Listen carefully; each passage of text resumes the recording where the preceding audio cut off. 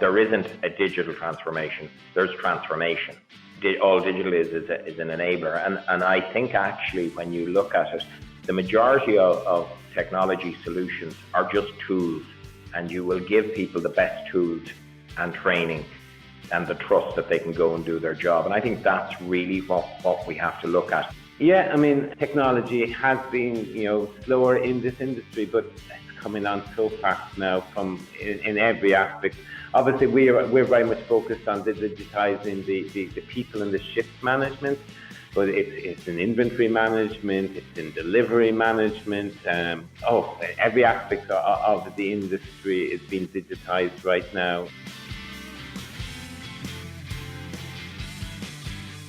Welcome to the Hospitality Maverick podcast with me, Michael Tinkser. We at Hospitality Mavericks are here to inspire leaders to create heart-centered and profitable businesses from the inside out, the kind that both employees and customers love and support. This is a special edition bonus episode where we go behind the scenes of our show partner, Bizimply. They are the all-in-one HR, workforce management, roles and operations software designed and built by hospitality experts to make every shift run like clockwork. And I'll be talking to the founder, Gerard Forde, and the CEO, Conor, who will be sharing their journeys in hospitality and big tech companies. Gerard will share the why and the story behind Bizimply that he started back in 2015. And we're going to learn that one of their first investors was Bono from U2, and how they went from startup land to scale up. You will find out they are obsessed with the industry and how to help the industry solve many of its problems by ensuring that frontline managers are empowered to run their businesses like clockwork and spend more time on the shop floor developing their people. We also dive into talking about the level of digitalisation in the hospitality industry and how it's moved very fast the last 12 months and how it will develop over time. They believe that tech will be able to give the frontline employees more autonomy in their work over time. Conor underlines that technology is only a tool in the same way that a good knife is for a chef's productivity. Tech is not the solution to all business challenges. We also take a look in the crystal ball and see how they think that industry could develop over the coming years and what role tech will play. It's hard now, they think, but there's big opportunity for progressive operators out there. They also have some concerns around the current talent crisis and how it could impact operators short term, but they have hope that people who love hospitality will come back.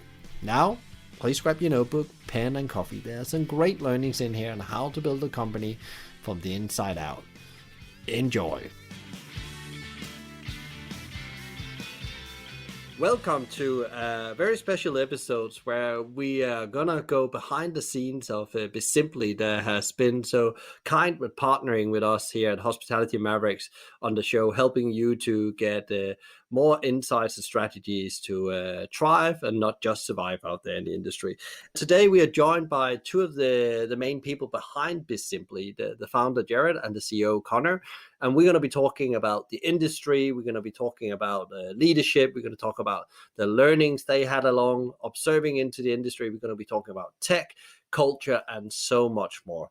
So with that said, let's get started with the conversation. And welcome to the show, Gerard. Thank you very much, Michael. Thank you for having us this morning. Conor, also welcome to you. Yeah, it's great to be here, Michael, and it's great to be associated with all the fantastic work you're doing at Hospitality Mavericks for helping the industry change and work through this difficult period. Thank you so much, Conor and Gerard. It's a super interesting conversation we're going to have today. But to set it all in perspective, it's always good to know who the people are behind things because they are often not always displayed. And I didn't know you guys' story before we had this conversation pre this recording, and I think there's a lot of good gems in there and knowledge behind that. But let's start off with you, Gerard. You're the founder of the business, and you put down the first stones of this business. Could you tell a bit more about your background and how you ended up at Bizimply, like your elevator pitch, 1 to 2 minutes? Yeah, so Michael, I guess I kind of fell into the technology business over 20 years. I slowly fell in. I originally, after university, I moved to the United States and I started working in the restaurant business over there. It was blew my mind. I had worked in restaurants back in Cork in Ireland, and they had been very kind of run in quite an ad hoc way. And then when I arrived in the States, just to see the systems, the professionalism, the career path that people were on over there was quite different than anything I'd experienced.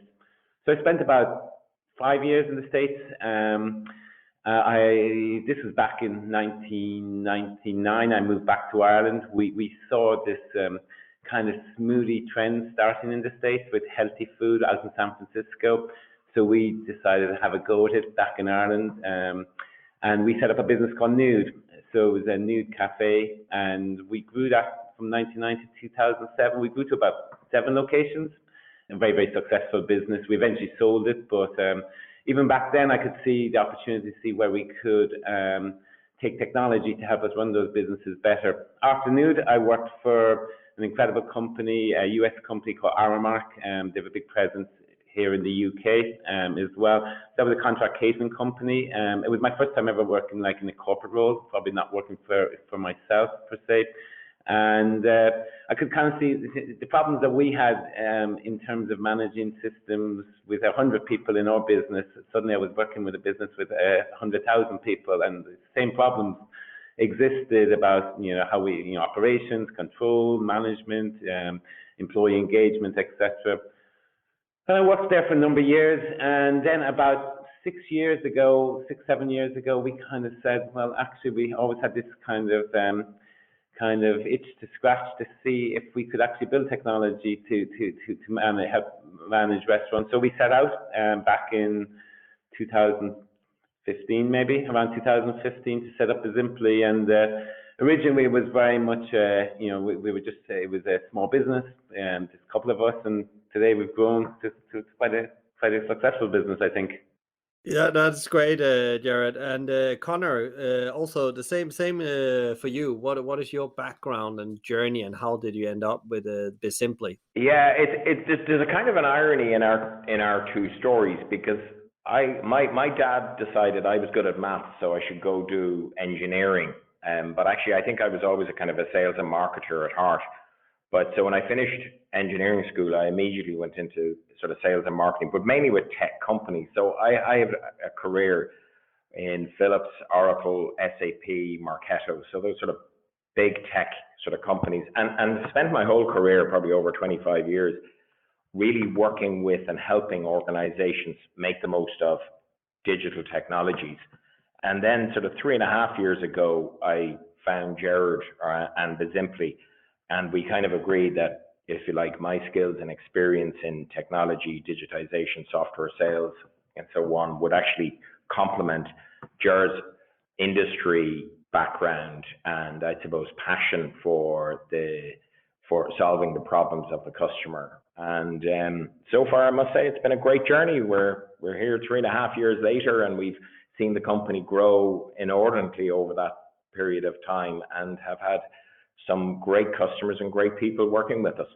Great. That was very succinct, both of you. That's great. What about Bizimply? You've now been around since 2015, you said, Gerard. And what are like the big milestones you've had and successes on the way? And what have your learnings been with the company? Yeah, so we set up, as I said, in 2015. The original concept, we built what we would call an MVP, which is in tech terms is a minimum viable product, or a proof of concept. So initially we were looking at just how do we capture KPIs out of restaurant businesses. I think our first customer was an old friend of mine who had about 5 locations.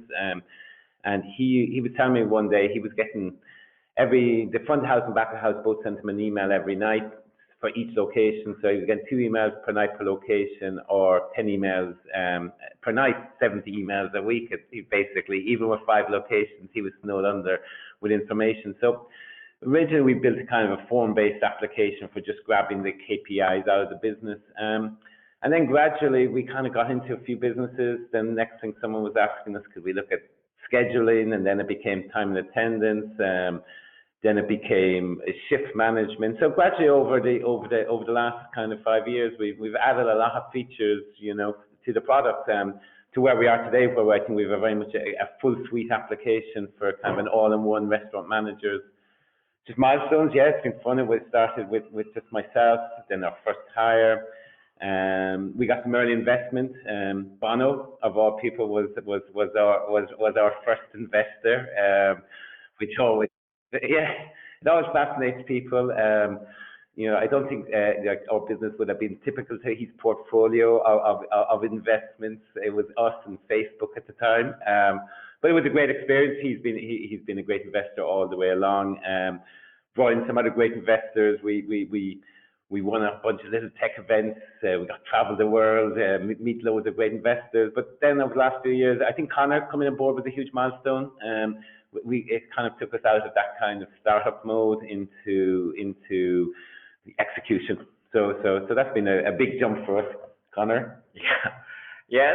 That's a bit unfair because I've just been positioned as the guy who took the fun away, which isn't great. But I mean, I have to say, I think one of the things that when I met Gerard, I just felt, do you know what? Here's a person who is, it's not even passion. I mean, Gerard talks about the plural of passion is obsession, who's just obsessed with solving our customers' problems.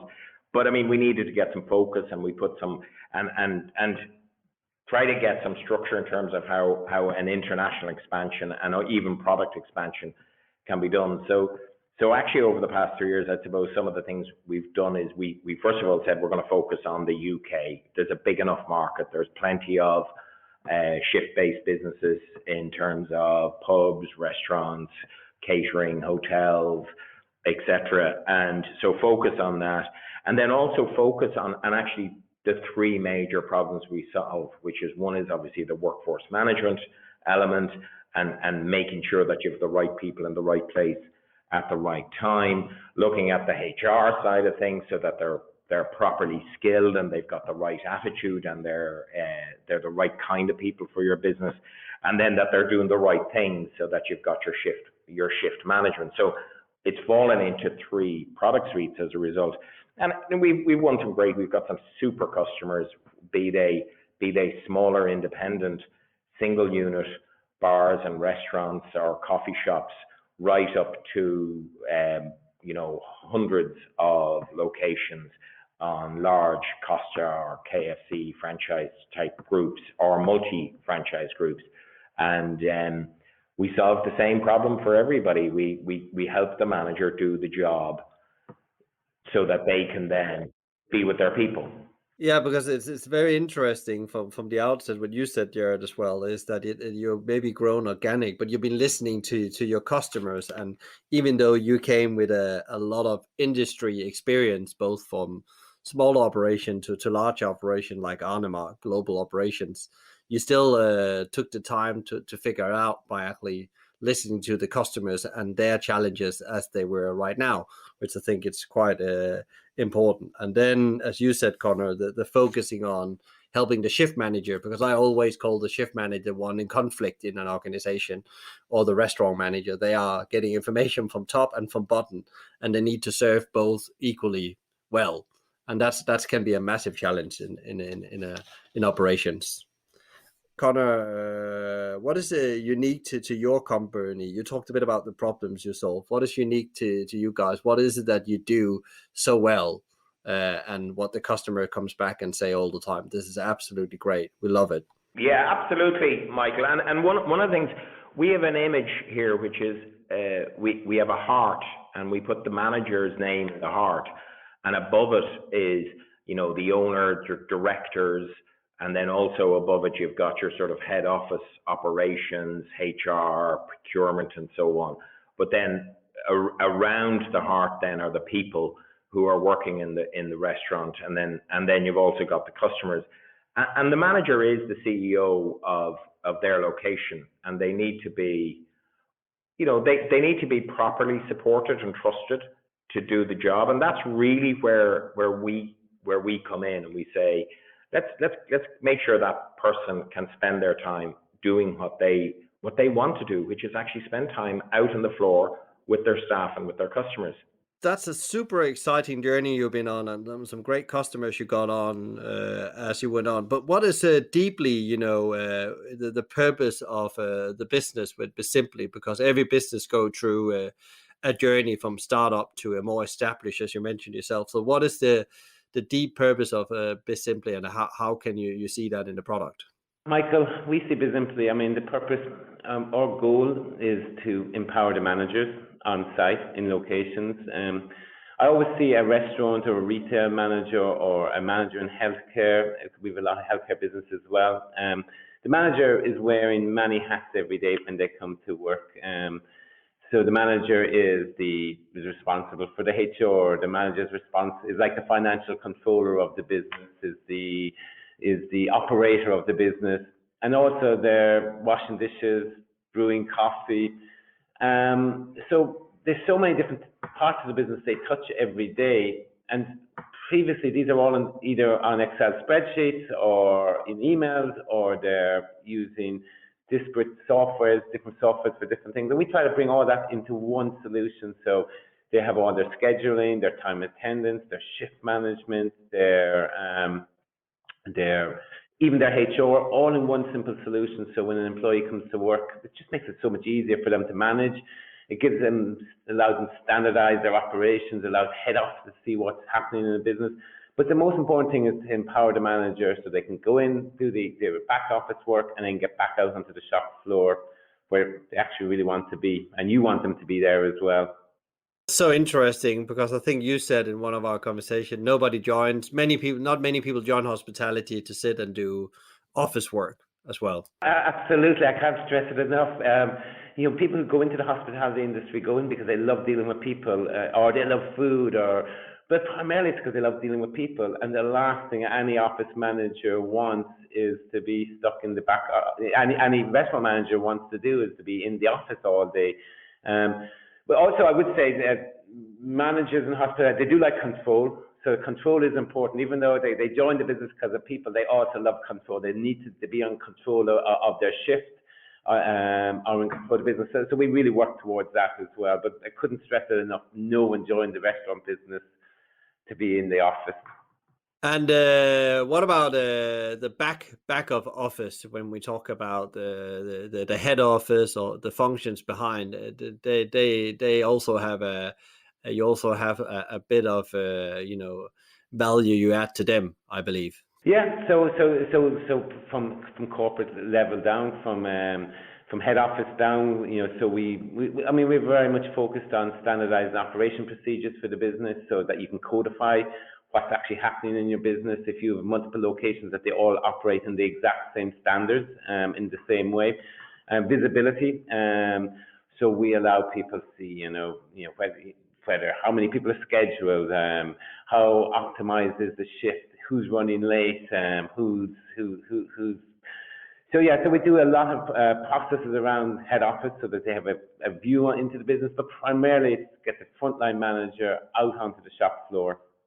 Great, Conor. That leads very easily on to the next one. What do you think there's so unique about the company? You talked about you joined at a point where you were going from what you called it, startup, the wilderness, to a scale up situation. But what is unique to you, and what problems and outcomes do you really solve for your customer today? You already touched a bit on it early on.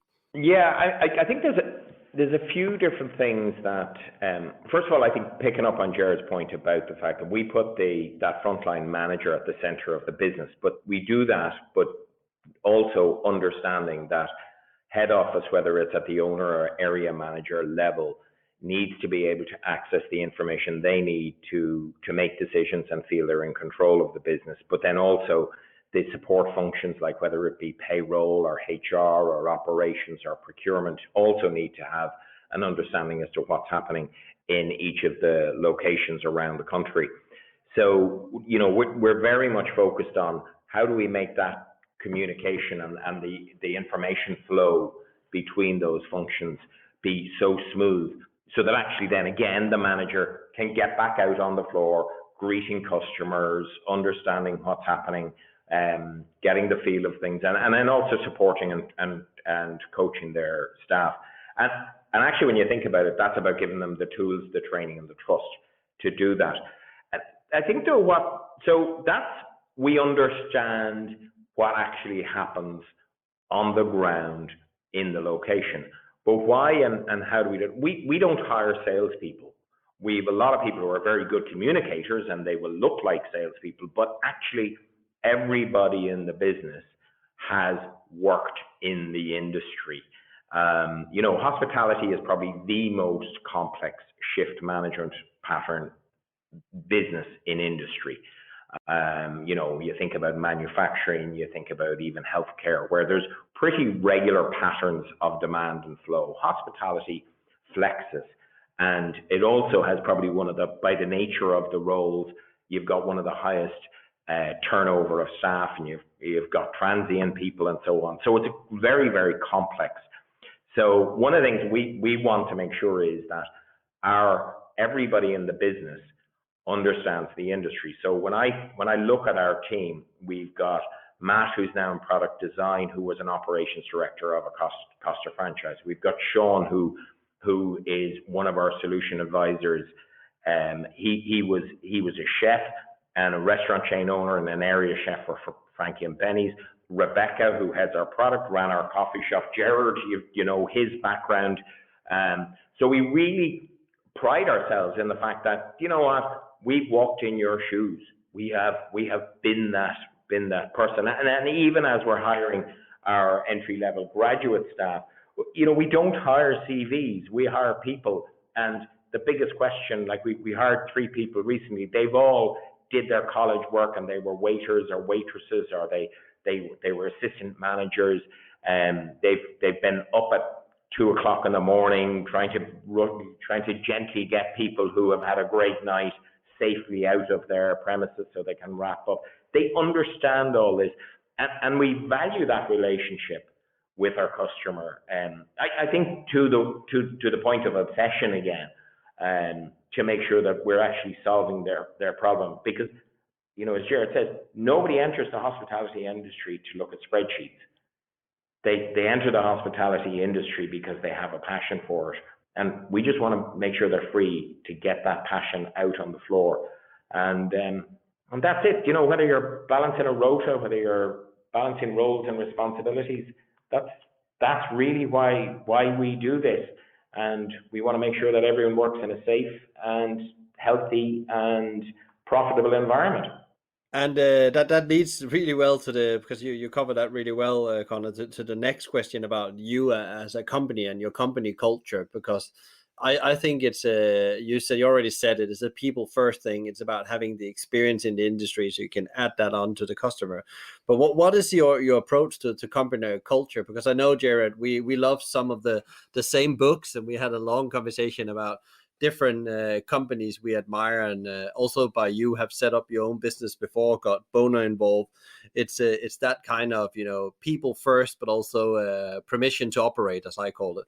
Can you talk a bit about how you approach that? And you said it already, Conor, you don't hire a CV, you hire people. Yeah, Michael. We share a lot of same great books. Zingerman's, we're both big fans of Zingerman's in Ann Arbor, Michigan. Incredible company. I'm a huge fan of Starbucks. Some of my favorite books are some of Howard Schultz's books. He has a great book. I think his original book was Pour Your Heart Into It. It's all about the culture of that business, and I think he followed up about 15 years later with what was his second book? He had his second book was, will come to me in a second. It was all about the about the culture within that business. So culture is absolutely the culture eats strategy for breakfast. It's so important. For us, it's all about the right people. You can't make a great dish without great ingredients. It's just hiring the right people. You start from the very beginning. Following up from Conor, we like to hire people who've worked in this industry, who can empathize with the customer, who've been there, in the industry. And then, I'm very much important that we hire. We have a philosophy inside Bizimply of always be hiring. Even if we don't have the role, we're always out there looking for people and hiring the person more than the position. So we'll find the CV and we will hire for the person, not necessarily the position. We'll create the position, but what we can find the person is going to be just that great cultural fit. And that's not just in sales and customer success, that's right into development. So all our developers have usually worked in the restaurant industry at some stage in their life, so they really, really understand it. And then once you have the right people, I mean, that is literally the most important thing is that you have the right people from the very beginning. And then just empower those people to get on with their job. Nobody ever wants to do a bad job. Everyone wants to excel in their work, but you need to give them the space and freedom, to get out there, make mistakes, and love coming to work. It's so important. It's been strange these COVID times, everyone working on Zoom, but in ways we've kind of almost worked better in Zoom. We work really, really well because we have stand-ups every morning, stand-ups every evening, where the whole company get together onto Zoom calls. We tend not to talk about business on the Zoom calls. We tend to talk about our own personal lives, which has been really, really good. I think I've got to know people in the company more since COVID than when we were all in an office together. Yeah, that's very true, Gerard. I mean, I think the other sort of point about it, Michael, and I suppose it's as I've got a few grey hairs and I've been reading quite a lot about sort of the reverse mentoring, where actually the old guys in the business get the young people to mentor them about trends and so on, and we see that, and growth and development I guess it's been one of my passions from the very start of my business career, where I look and see our 22-year-olds are out there experimenting, innovating, and responsible for things with the confidence of 50-year veterans. And actually our 50-something-year-olds are sometimes playing like 22-year-olds with ideas and so on. And one of my favorite books is a guy called Barry O'Reilly, he has a book called Unlearn, and he was heavily involved in the whole lean enterprise movement. And, he sort of says, look, markets and people are moving to and changing at such a rate that just because we've always done something doesn't mean we always should do something. And I think particularly as we go through this scale-up phase, that level of leadership, bringing in people who actually may have a different thought than our own. And I would be a great believer in diversity of personality, diversity of thinking, because I think that's what's going to get us innovative. We have an incredibly open culture, really. I mean, it was one of the big attractions I had when I joined here, having been in probably more formal organizations. Everybody has a voice, and everybody's voice is inclined to be heard. And sometimes Gerard and I then have to make a difficult decision, because we have to make the decision as to what we're going to do.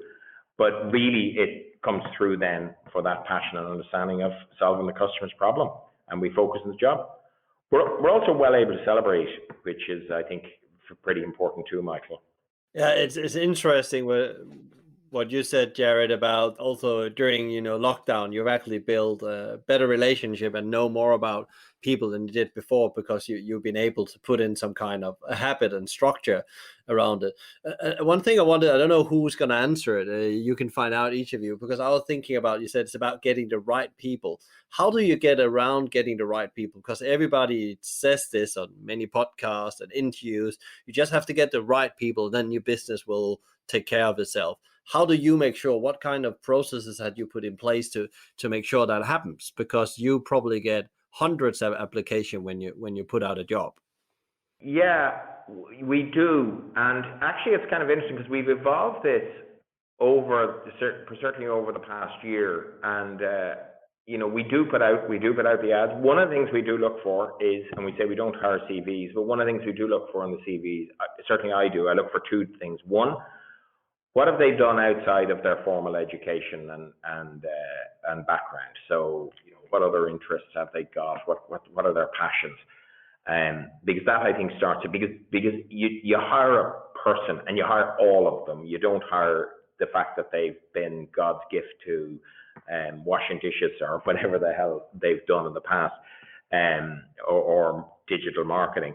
So we want to make sure that we get the whole person. But then we also have a very, like we're going through a recruitment process at the moment, and we have 3 tag teams of 2 people who interview them, and we interview them on different aspects of the job, and then we come together. And to be honest with you, we also have a sort of a veto, that if somebody says, I just don't feel right about this, person, we don't hire them. And so I mean, the hiring manager has the ultimate hiring decision, but anyone else can sort of say, nah, there's something not quite right there.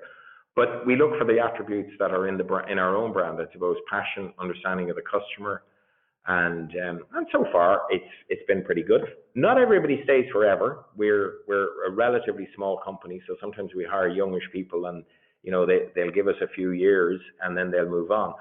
But the interesting thing, and I think this is a real testimony to the man here beside me, Gerard, everybody who's ever worked here, they still come along. When we used to be able to go for a pint on a Friday night, half the people having the Bizimply pints would be people who used to work with us as much as people who are working with us, which actually is testimony to we do say it, once a Bizimp, always a Bizimp. You get it into your blood, and that is testimony to the culture that Gerard created before I came along, and thankfully we've been able to keep that going. Yeah, Michael, I think culture, it's just simply the most important thing in any business. You need to have a great product, you need to have a great business model, but culture, it's everything in the business. Finding people who are just full of passion. For me, the few things that are really important is always be hiring. I can't stress that enough. And what I mean by that is you hire, if you meet the right person, you hire them immediately. Even if you've no position for them, you might have to make up a position. It's not a very structured as some other companies where we have a position and then they have to get solved in a certain way. If we meet the right person, we will hire them and we will find a position for them. And then making them believe in the product, believe in the company, respect. I like a very flat structure. I don't even like titles. I'm a big believer in very, very flat organizational structures. I can't stress it. Culture is everything in business. The right people.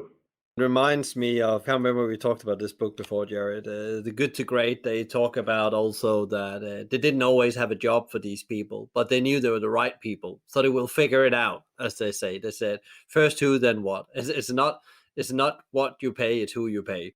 It's a sales role. I mean, there's a great concept of people, once the product is able to deliver on expectations, then people buy from people that they know, people they trust, and most important, people they like.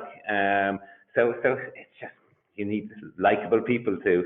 That's super interesting, because I'm a big believer in the new world we're gonna go into, whatever that post-COVID world is gonna be called. That companies with strong cultures and actually focusing on that muscle, which it is a muscle. If you don't train it, it goes tired. Will have a bit more wind in the back than others. Doesn't mean it doesn't gonna be hard. It's gonna be hard for everyone to find their foot in the new world, but you're gonna probably be under wave instead of under the wave, because the team just moves. And I think we've seen that during the pandemic as well in the industry. The company that had a really strong culture, they have really moved easily with it. They also suffered, but they've definitely moved on as well better. To take the conversation a bit further on, because a lot of people talk about tech in the moment, on digitalisation. It's the big conversation theme in the industry. But how do you see that, because you are not delivering the front of house tech, you're delivering the back of house tech. How can you see that tech is boosting productivity and engagement in a hospitality? What is the role here? Well, why is it so important that tech can actually help us a lot with these challenges? Yeah, I mean, I think with the hospitality industry specifically, it's probably the last tech industry to really fully embrace technology. The reason being is it's the most complex of all industries. We often talk about, if you are selling a T-shirt in a retail store, or you're selling a burger, you don't have to worry about 15 different separate ingredients. You don't have to worry about HACCP. You don't have to worry about all the different storage, all the different suppliers coming in. It is a really, really complex industry. So technology has been, slower in this industry, but it's coming on so fast now in every aspect. Obviously, we're very much focused on digitizing the people and the shift management. But it's in inventory management, it's in delivery management. Every aspect of the industry is being digitized right now. We're going to see, I guess, we're seeing a little bit of with this kind of, in this post-COVID world, I think we're going to see a lot more kind of pushing technology out into the restaurants, so the restaurants can work with a bit more autonomy than head office. I think we're going to see a huge amount of technology play there too. Yeah, picking up on that. I mean, there is an element of, and I kind of, maybe it's because I've been doing this digitization of industries for 25 years or more, and I've seen different industries. Like, first of all, there's a one thing that I say is, do you know what? There isn't a digital transformation. There's transformation. All digital is an enabler, and I think actually when you look at it, the majority of technology solutions are just tools, and you will give people the best tools and training and the trust that they can go and do their job. And I think that's really what we have to look at. There's lots of innovation going on out there in terms of ordering. I spoke to companies this week that have special CRM so that you can see exactly what your total relationship with your customer is, from what they buy to what they order to when they buy, how often they buy, how they buy, that kind of information, which is only going to feed in to an overall data set that sort of says, actually, what staffing do I need, because these are the changes that are coming. But a lot of that is actually second guessing what your traditional, really, really good hospitality manager had, that sixth sense that they could understand that when they saw somebody coming in the door, they could sense, whoa, this looks like a husband and a wife and 3 kids. She looks a bit frazzled and stressed. There's probably been a row at home. Let me get them a good table and get the kids fed quickly, because that's probably something that they need, because they want, and get a glass of wine in front of them. It's that kind of, and that's not tech. That can never be done by tech. That's something that just is human. And if we in the tech industry can make that experience happen more often by giving back the time to that manager, that's job done. And, tech is just a tool. It's a tool as good as a good chef's knife. It cuts the steak quicker. That's all it has to do. And I don't think we should get obsessed by it. I think we should say, do you know what? We'll do that bit for you. You get on with doing your job. Super interesting, you say, with the time, which I totally agree. Get more time on the floor, and also be able to train people in getting those skills, because once is that you're very experienced. Because one of the things I've seen often when you move between units or companies is that data set. You said something about that, Conor, as well. Has been missing before, because you have to, again, to learn it all, to feel it, get it into your body, to understand how the rhythm of the business. I guess that some of that data can also help with that, transfer knowledge quicker. If we get it structured in the right way, we have that data, we know more about our individual restaurants as well. Absolutely. I mean, and data is critically important to be able to sort of see that and see trends, and then also be able to compare, so that if you are a multi-location business, you can sort of say, oh, that's interesting. Item X on the menu is going better in one place than another place, and why is that? Has the chef altered it's that kind of intelligence gathering, that's really, really important for that. And then to also make decisions in terms of, are you selling the right stuff? Is the stuff you think you sell, is that kind of speed of decision making that sometimes the technology can help you do. I mean, like, even you get into deeper semantics, semantic sort of social, where you can understand what's potentially happening in an area, so that you can staff up your restaurant appropriately, or looking forward at the weather, so that you can sort of see, well, actually, we know that on hot days we tend to have 10% more or 10% less, and it's that kind of intelligence, I think, that the technology can start to deliver, and will deliver more and more into the future. One of the other things, I don't know who answered this question, just something I thought about as we were talking through this. I guess also when you get your basic right from a schedule point of view, your people get their hours, they're paid on time, they have their breaks and so on, and all the back office things are working. I guess also that has some kind of indirectly impact on the engagement, because that's some of the basic things we expect in a job. It's the bottom of the Maslow hierarchy, I often say. That's definitely some of the things I've seen myself over the years as well. When you are on top of that, in control of that, you said, Gerard, you actually start to actually build that trusted engagement at the baseline of it. Yeah, we focus a lot on employee engagement within the product. As I say, Bizimply is the type of product that the managers and the employees use every day, many times a day. So it's a great platform to bring out the engagement piece. We do a lot of different things in engagement, which are really interesting. We have end of day surveys, so you can rate your shift. How was your day? We're starting to do some kind of looking at algorithms to see how people rate their shift versus the sales in the shift, etc. So we do a lot of stuff around. We do everything like from wish you a happy birthday on the iPad when you clock in, which is really interesting. People, which is fun. We're doing a lot of work now, moving into kind of kudos. I'm a huge believer in that kind of. We often in HR systems, we often record when things go wrong. We don't actually record all the little kind of micro things a great team member does every day. So we're working a lot on that. So I think engagement is a huge part. Turnover in the industry is high, and you need to make sure you retain the best people and that they're engaged and connected into the business. So it's a big area for us. You also mentioned before that the hospitality industry maybe been a bit late to the party when it comes to digitalization or transformation, as you call it, Conor.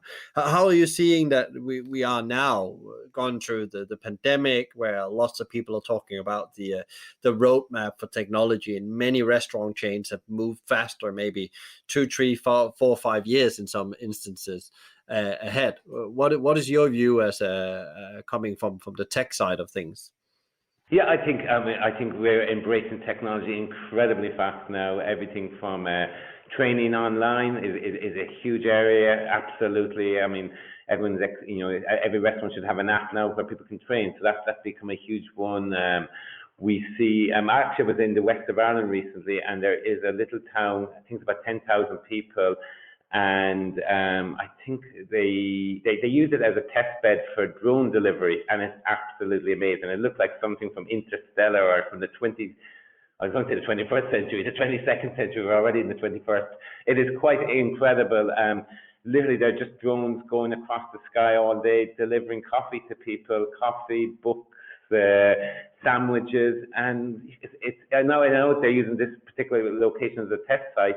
But I think some like 30 or 40% of the people actually in the town, which is a town of about 10,000 people, already have the app, or they've delivered to 30, 40% of the homes within the town. So I do think we're going to see a huge shift in technology. I agree with Conor. At the end of the day, it's about serving people. Technology is just the enabler. Nobody goes to a restaurant and says, oh my God, we need to go to this restaurant. They've got the best rota system I've ever seen. It is just an enabler to deliver. But yeah, no, we will see technology is going to have a huge part to play in the future restaurants. Is there any learnings? I've always thought that retail has been a bit ahead of us. Is there any learnings we can have from them when it comes to the digitalization as well? Yeah, I think I mentioned earlier, like retail was easier to digitize. There's less moving parts in retail. There were so many moving parts in the restaurant industry. So they did embrace technology a little earlier. So many lessons to learn from them. I think they brought in technology for shift management has been a huge thing in the retail. But I think we'll catch up really quick.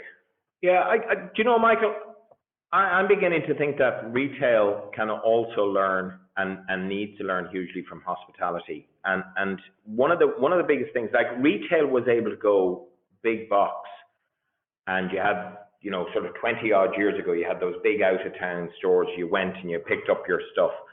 Actually, Technology has sort of meant that retail has had to shift online, and actually now when people want stuff, they actually very often know what they want.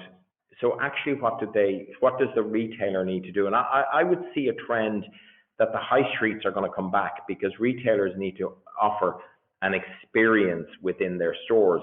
And actually, who are the experts at offering experience in stores is actually hospitality, because you really, you don't go to the pub because you need a beer. You go to the pub because you need company and a beer with it.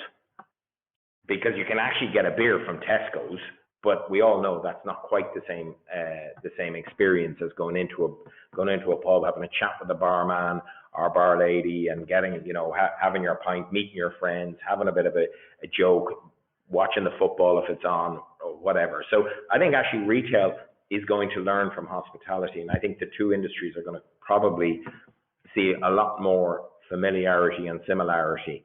And also the lines are drawn. I mean, hospitality is working out how to do some of the delivery at home experience from retailer, so I think every industry learns from every other industry. And I think that's something that we have to be all very open to.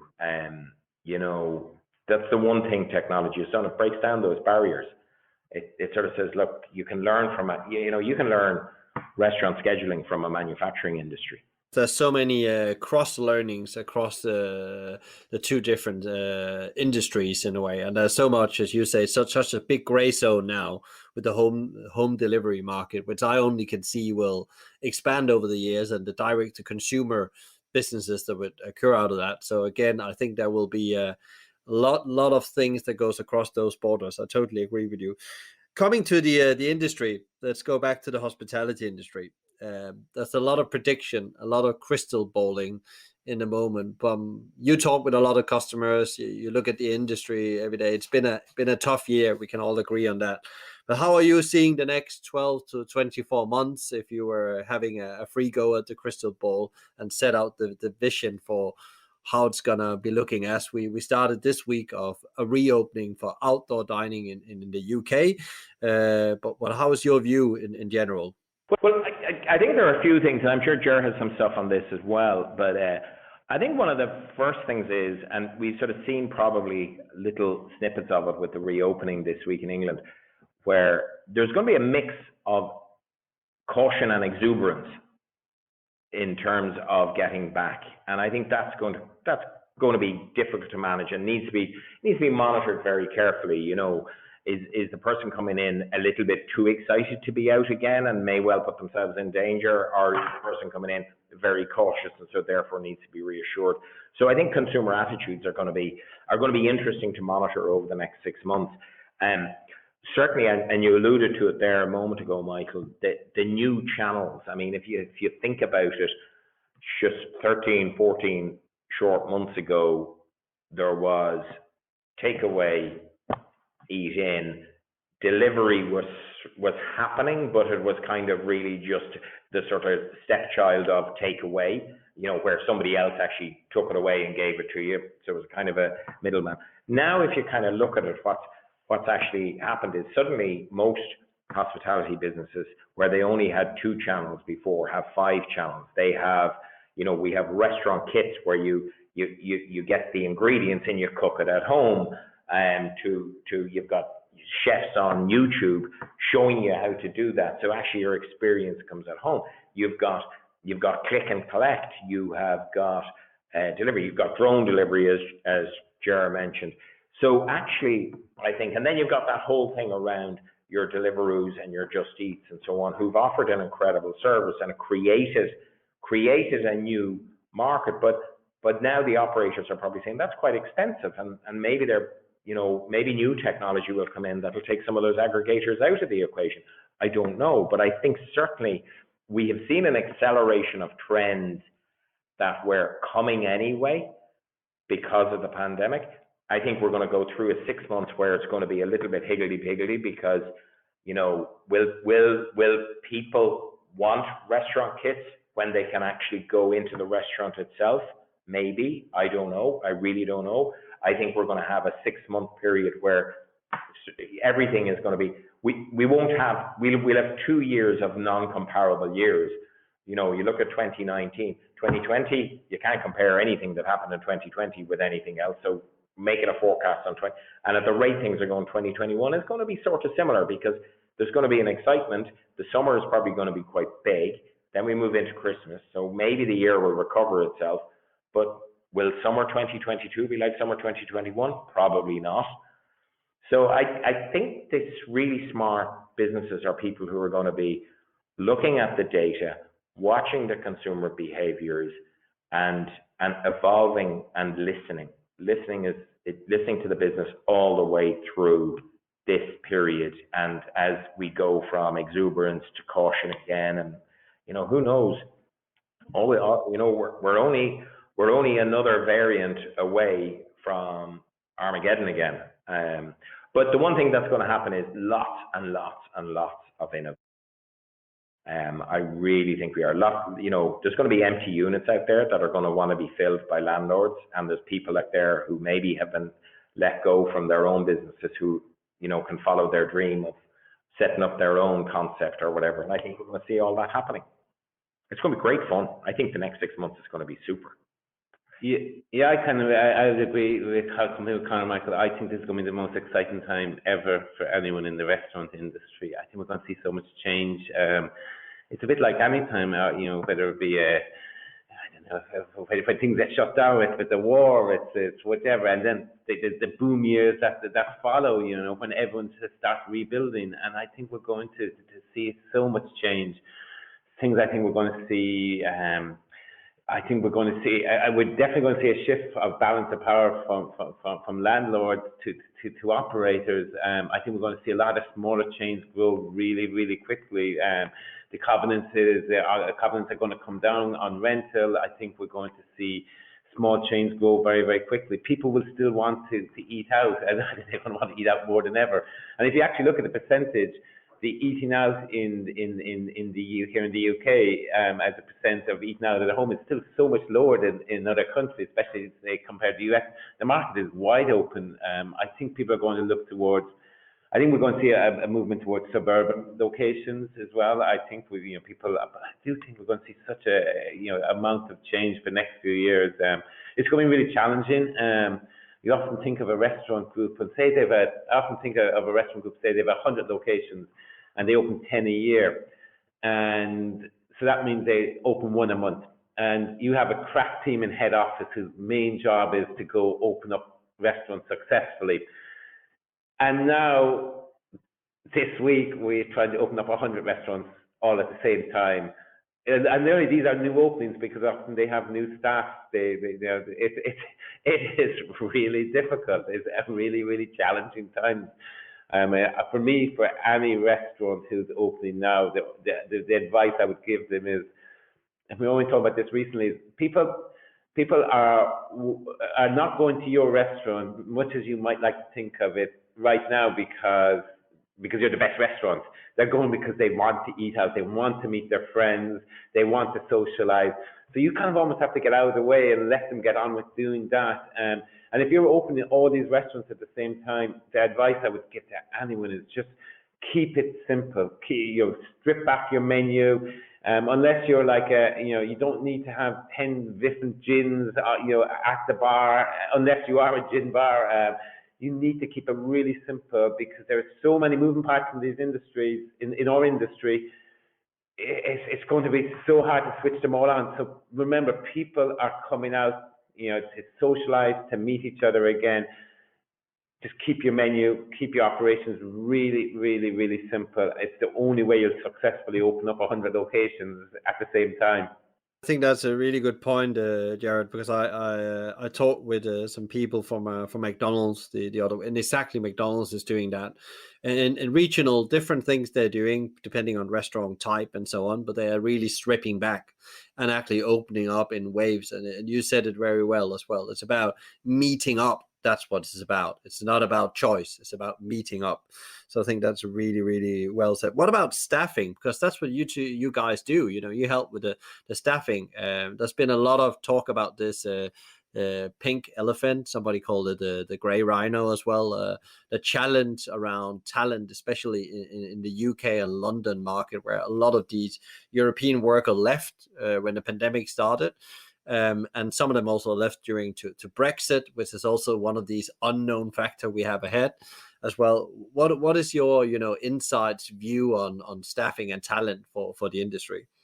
Yeah, it's like it's going to be the biggest challenge when we're talking to operators, and we talk to operators every day. It's their single biggest challenge is going to be is staffing. And obviously, not just the pandemic. I think Brexit has a huge impact there as well. We're going to have to, some of the things we're going to have to look at, obviously using technology to make sure you have the right people in the right place, the right time, creating culture, focusing on having the right people. I think simplified menus are going to be huge. They're going to have to simplify the operations. We're going to have to go in and look at everything in the restaurant, from the ergonomics of the business, because you're going to have to run these businesses with less people, there's just going to be a staff shortage. Yeah, and I think that, there's certainly anecdotal evidence that a lot of people have potentially left the industry. Now, however, there is also plenty of anecdotal evidence from the past that people who are passionate about hospitality will probably be attracted back to it. And I think the industry needs to look at saying, right, first of all, how many people have left the industry, and have they left permanently? But then also, how can the industry attract good talent back to it? Because it is potentially a vulnerable industry, and you never know when there's another pandemic around the corner. Now that we've got this pandemic thing, which we would never have even considered 18 months ago. So I think the industry as a whole, and I think there is some great work done by Kate in UK Hospitality in terms of positioning the hospitality industry, first of all, as a real, genuine industry. It employs 10% of people, but there's 1 million people furloughed out there that need to be brought back in a safe environment. And then optimization of their roles and their training. I think there is going to be skill requirements. Gerard talks about a simpler menu choice, but also I think flexibility within the roles that people do. Because I think there's back of house, front of house, bar versus waiting, and so on. I think all of those people will have to be more flexible, because some of those new channels will need slightly different skills to execute on. So, and not to mention the whole Brexit thing as to whether the pandemic has kind of hidden the potential of staffing effect that we were so worried about 18 months ago. It's sort of hidden it. So we don't know to what extent it's there. And, we know that in London, it was unusual nearly to have an English accent serving you. Is that going to be different when this all settles down? I don't know. I really don't know. But I think it's something that we're going to have to watch. Well, and I guess also we talked a bit about before that technology, new channels of revenue, increase the complexity. I guess there's also a new skill set that's needed as well in the talent you go out and look for, and also there's a different way of organizing yourself. Your organization has to be set up in a different way. Do you have any thoughts about that? Because I think that's one of the big moves that needs to change as well. Yeah, I think we're going to see more and more pushed out to away from head office down to store level. There'll be more responsibility at store level. There already is. We always talk about running each of these stores as running a micro business, but I think we're going to be short of people at head office. There's going to be so definitely more control at store level. Good, interesting. What about when we talk about, do you think it's going to be regional, these challenges of talent? Because a lot of people are, when they talk hospitality, they take the starting point in London. But London is like New York. It's a very different place of running a hospitality business than when you go out regional. For example, go where I live in Brighton, which is much more independent focused as well, and smaller restaurants and a different place of working than London. Do you think it's going to be regional problems for the biggest cities, or you think it can be a a UK challenge all in all?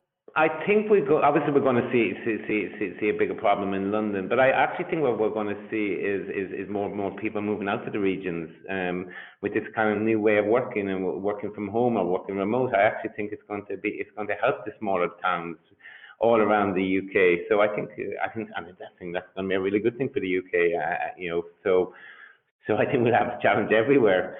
For the regional town, it's going to be a good thing because I think we're going to see more business moving out there. More people working from home. It's all going to balance out, and maybe they actually needed a bit of a balance out from a London centric. I think we're going to see that balance. London's going to be shorter people, but it's going to benefit the rest of the country. To take the conversation away, because that was super interesting how you thought where the industry is. We'll take it over to a different subject, because I always like to ask people what kind of book they would like to give away. You already mentioned a couple, but I know especially you, Gerard, has a lot. But Conor, let's start with you. You already mentioned Barry O'Reilly. I know that the book Unlearn is a great book. It's also on our book list on our website for people to read.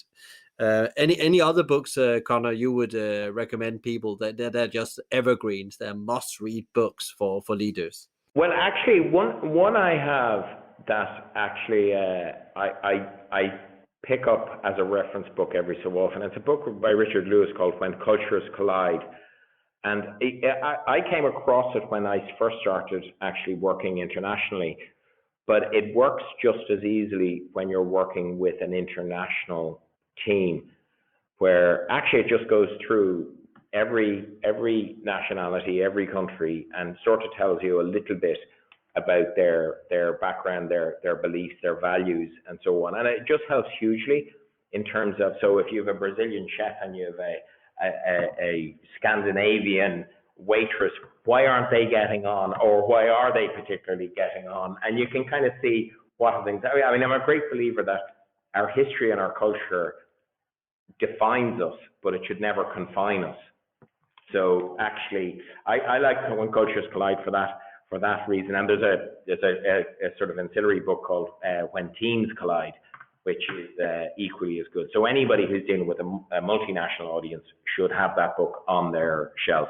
I love Unlearn. I've got a big audience. I've got lots and lots of sort of sales books that I've read over the years. I like The Power Game, and just, I'm always looking at. I'm an avid reader of the Harvard Business Review, and probably read 3 articles a day from that, because I think there's just some great innovative thinking coming out of the US in particular in terms of leadership and organizational dynamics and technology as an enabler.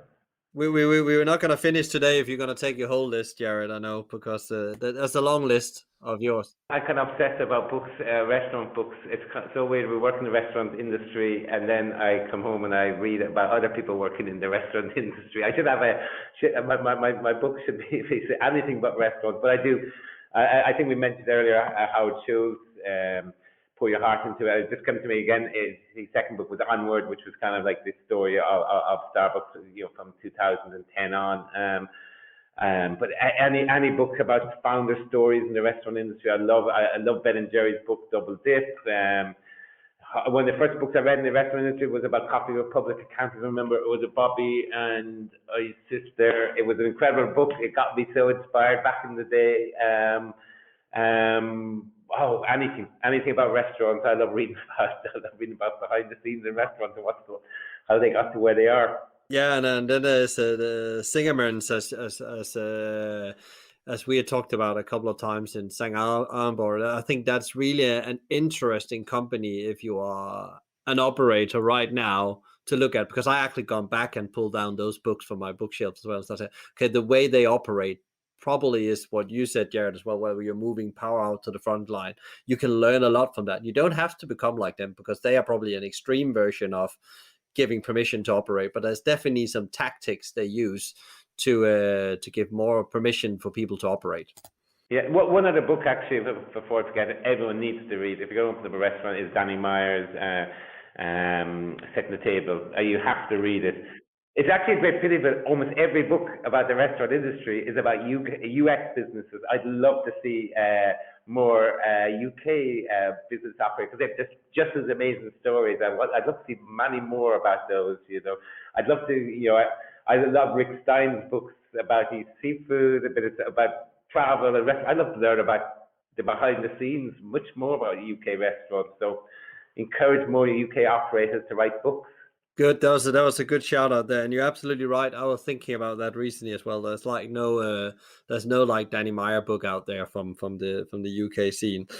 In the end of the podcast, I always ask about 3 advice for leaders out there. So each of you will have to give your shot at what is your top 3 advice for leaders out there right now in the current environment we're in. So let's kick off with you, Conor. Okay, well, I'm glad I'm going first, actually, because Gerald will have to think of 3 other ones. But I think we'll probably end up with the same ones, because we do think the same, although we think about it differently. The first one is simplify and concentrate on the customer experience. I mean, remember, customers are looking for an experience. Give them an experience. You are in a theater, so make sure that you give them a great show. And to do that, I think the second thing is about people. We use this in our own business, but hire great people and give them the 4 T's. And the 4 T's are: give them the right tools to do their job, give them the right training to do their job, trust them to do their job and to take decisions themselves, so that they can get the time to spend with their customers and their staff. And then I guess the third one is stay passionate. Just stay passionate. And if you feel you're losing the passion, stop. Good, because the passion drives most things. Any add-ons there, Gerard? Is there anything you think we need to add on there? It could be just 1 or 2 advice now that Conor has covered some of them. I think Conor has very much covered. For me, if I was to say it, I would say hire great people, hire great people, hire great people. It's having the right people. It's everything. It's the most important. I mean, defines your entire everything about your business. Super advice there. Simplify and concentrate on your customer experience. Hire the right people on the bus, the wrong people off the bus, as they're saying, good to great. And then be sure that you have the energy and passion to drive it forward. That's so great. But where can people find out more about you guys? Where should they go and look? Any websites, LinkedIn, so on? Yeah, well, we're www.bizimply.com, and that's Bizimply, so business simply, Bizimply. Advice@bizimply.com as an email, or email either of us. You'll find us online. We've an Instagram, Bizimply HQ. We've a Twitter, Bizimply. We have a Facebook page at Bizimply, and we have LinkedIn pages at Bizimply. And we have people in London, Southampton, Hull, Dublin, Galway, Cork, Cairo, Tallinn, Krakow. I would all love to talk to anybody. So give us a call and let's continue the conversation if you liked what you heard. Great. Thank you so much to both of you. And we send you from here at Hospitality Mavericks power and energy to the team. And we will keep on working on great stuff and share it with people out there together. Great. Thank you. Thanks, Michael. Thank you so much, Gerard and Conor, for this great conversation and sharing how you are building a great culture and team and giving us an outlook on the hospitality industry. If you enjoyed today's conversation, please share, rate, review, or subscribe to one of our channels. A big thank you to Bizimply for supporting us, bringing great insights and strategies and tools to help the industry thrive, not just survive. Check them out at bizimply.com or on the social at Bizimply or Bizimply HQ. You can also email them directly on advice@bizimply.com. Also, a big thank you to Fina Charlson, who is the show producer and editor from the Podcast Collective. Tune in next time for another interview, and in the meantime, find out more about us and subscribe to our community and download free leadership tools at hospitalitymavericks.com.